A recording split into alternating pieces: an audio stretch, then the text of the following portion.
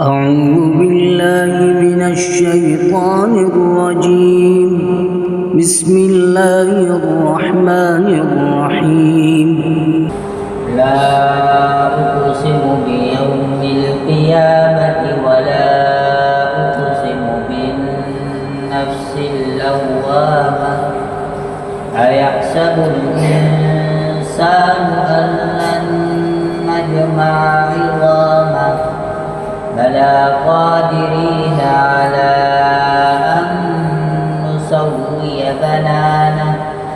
بل يريد الإنسان ليفجر أمامه يسأل أيان يوم القيامة فإذا برق البصر وخسف القمر وجمع الشمس والقمر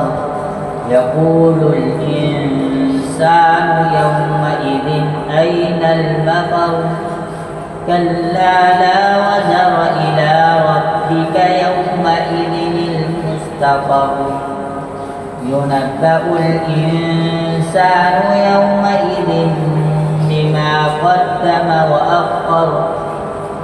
بل الإنسان على نفسه بصيرة ولو ألقى معاذيره لا تحرك به لسانك لتعجل به إن علينا جمعه وقرآنه فإذا قرأناه فاتبع قرآنه ثم إن علينا بيانه كلا بل تحبون العاجلة وتذرون الآخرة وجوه يومئذ ناظرة إلى ربها ناظرة ووجوه يومئذ باسرة تظن أن يفعل بها فاقرة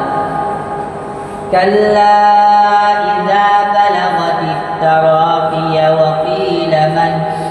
راق وظن أنه الفراق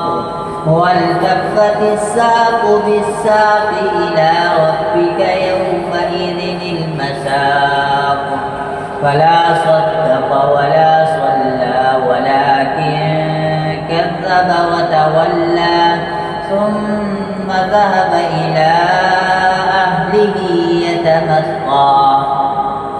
أولى لك فأولى ثم أولى لك فأولى أيحسب الإنسان أن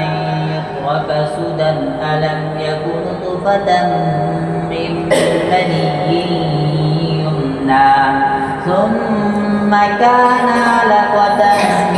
فخلق فسوى فجعل منه الزوجين الذكر والأنثى